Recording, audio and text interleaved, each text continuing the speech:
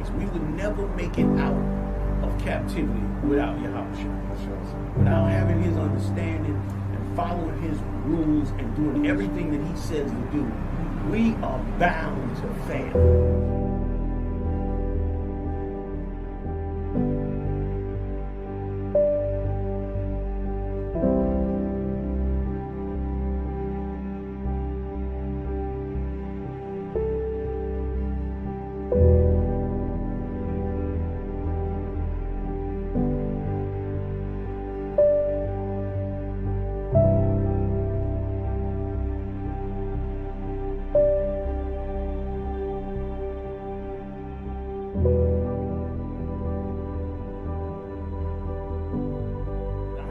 Black people, they just loathe the fact that we bring these things up.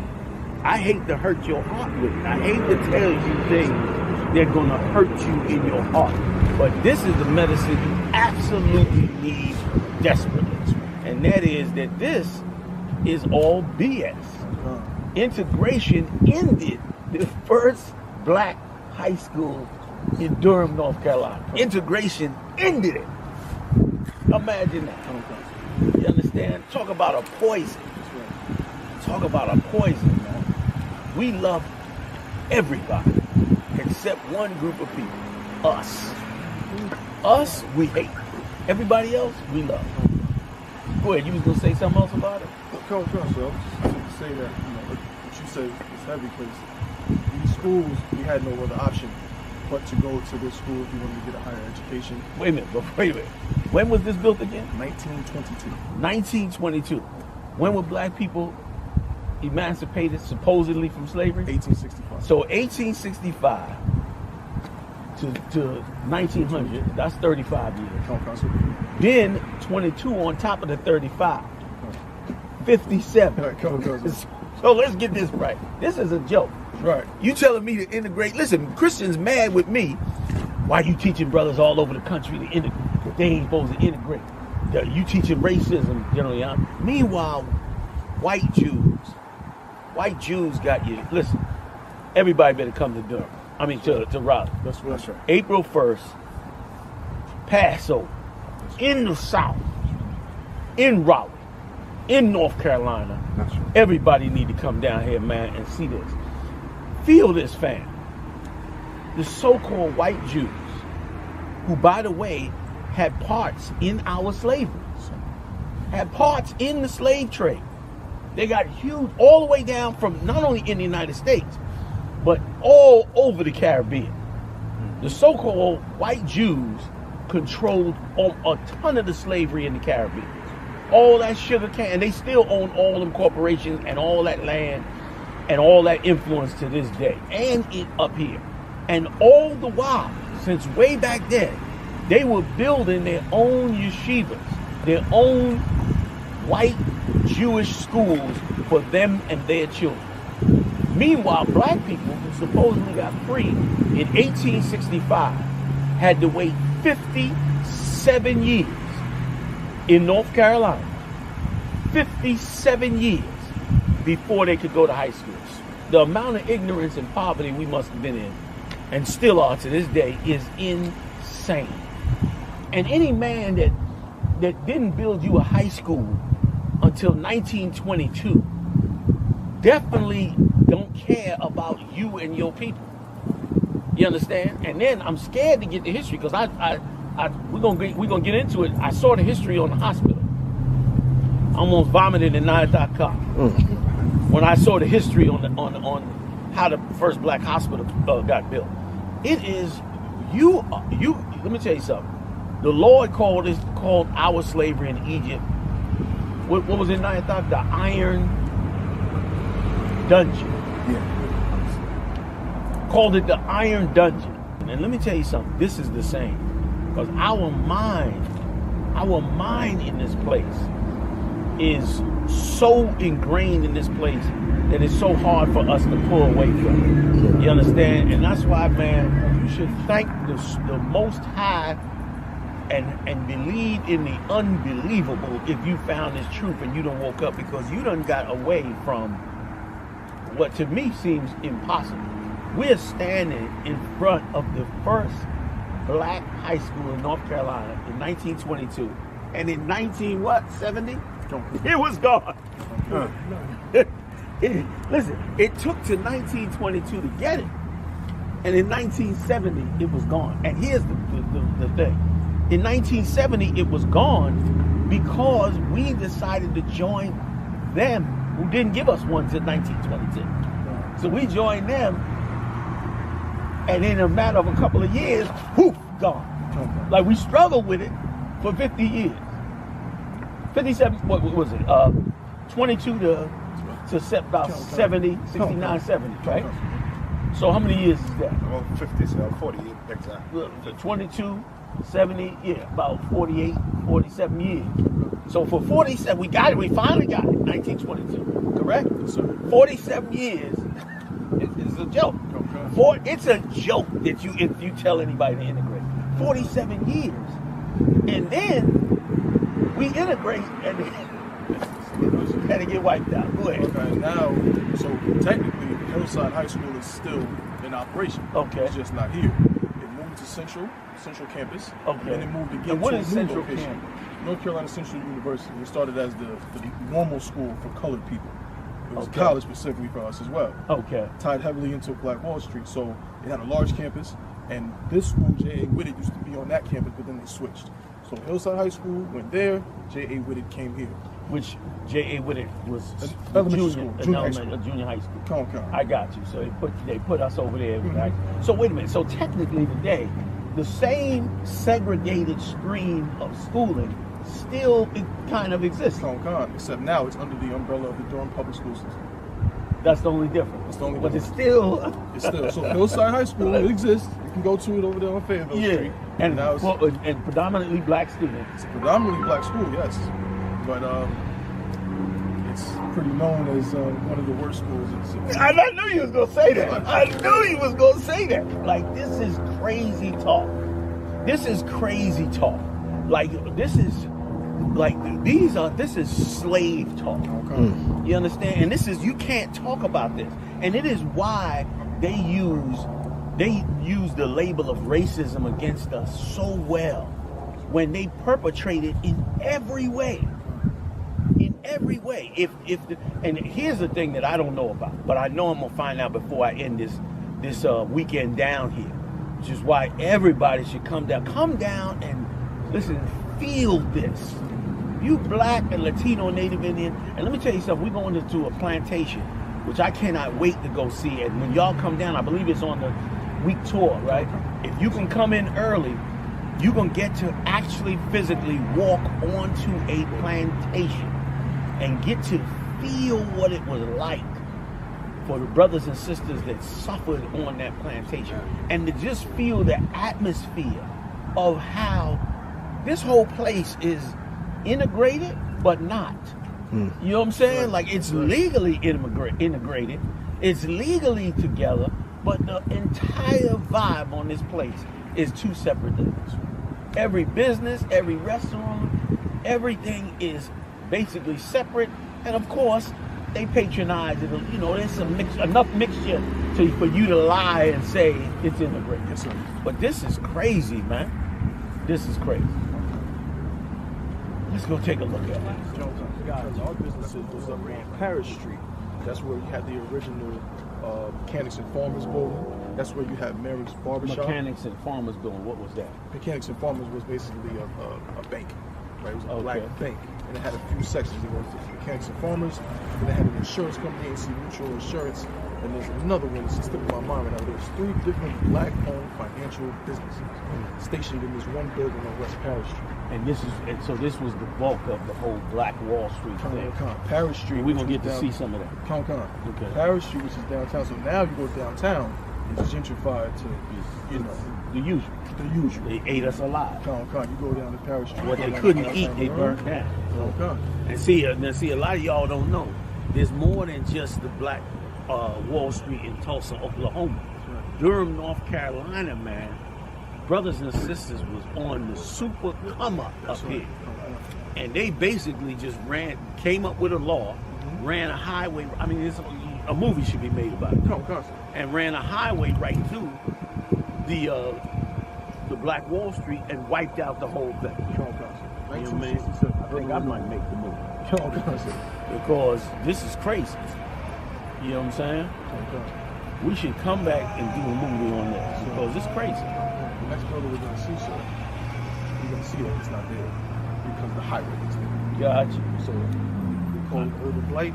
Decide, oh yeah, we're going to do the highway so that way the oppressor can get home faster. That was it. In his suburbs. So everybody's business had to be wiped out. Everybody had to be starved to death. The economy of black community had to be destroyed so people could get home, so white people could get home a little faster.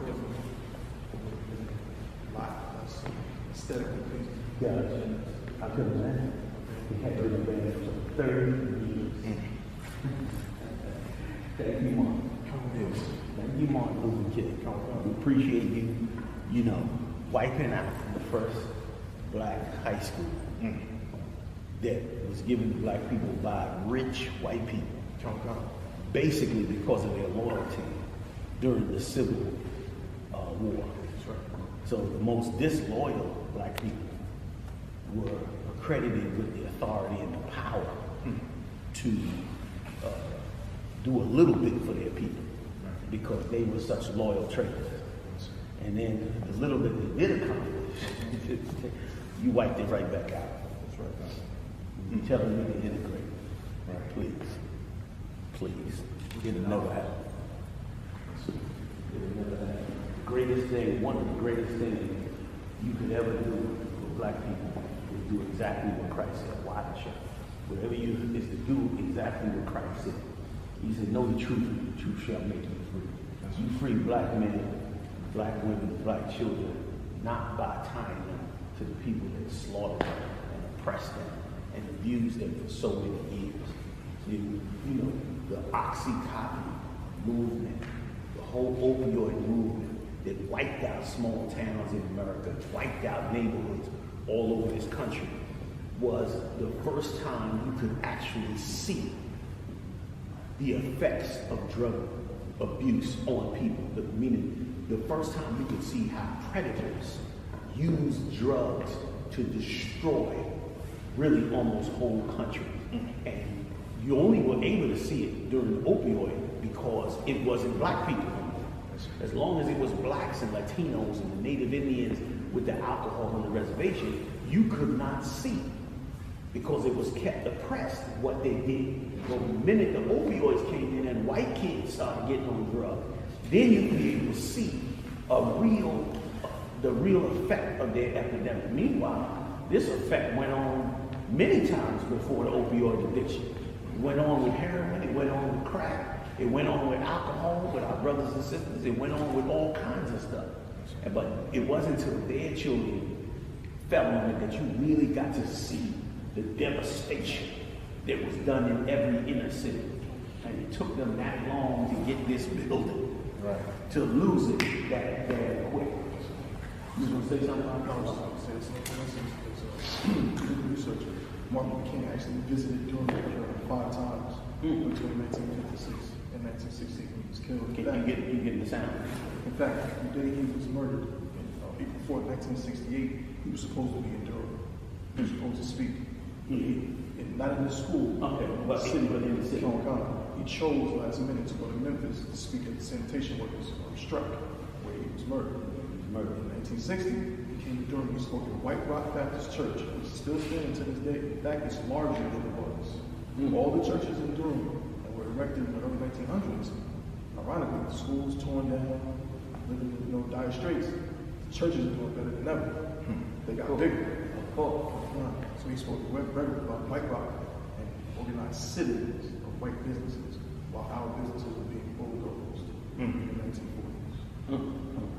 America learns from the history and try to come up with different ways of trying to get rid of black communities that seem to do well and come together. And that Highway 147 is just another device that they use to get rid of the business. And instead of us coming together and trying to be like, nah, the Highway 147, gotta put out in the white community. Go run that highway through the white community since you want to, you know what I mean, make a highway for revenue, whatever. And leave this community alone. Right. And they know that we come together in the scriptures. Like we come together in this brotherhood and in the scriptures, and we would figure out how to serve Yahushua. And they know that. Like they finance these churches to make sure that we can't come together. They want sodomites in charge, homosexuals, women in charge, but they don't want us as the men to come together in our masculinity and stand up and say, what are the real problems? We bought them out, ran them out because they couldn't pay the taxes, or did whatever they had to do to get rid of them. And before you know it, what you see now, we come back 3 years from now, and what you see on that side will then be on this side. And then, of course, you'll be paying, you know, New York City rents. You understand? Far shot. Oh, you got a wire. Okay. You'll be paying New York City rents for, you know, everything that we do. That's right. And it's a monstrous thing. We need Christ. We would never make it out of captivity without Yahushua. That's right. Without having his understanding and following his rules and doing everything that he says to do, we are bound to fail. Like it ain't just a matter of having the Bible. You got churches everywhere. Big, like you brought out earlier, you got big wealthy churches all over the place. So it ain't just about having the church. It's about following Yahushua according to the scriptures the way he said. Otherwise, sodomites gonna run your church. Homosexuals gonna run your church. You know, evil black women gonna run your church. Weak men will run your church. You understand? Instead of men of God, strong men that are willing to do what it takes to get this nation out of this mess that it has gotten itself into, man. And that we keep falling into every time they try to put us into. Yo, man, April 1st, I pray that everybody in North Carolina, every brother and sister, every Latino and Native Indian, to the forest mountains in North Carolina, I pray you get this word. Come down to Raleigh, April 1st, you understand, and meet us at the convention center.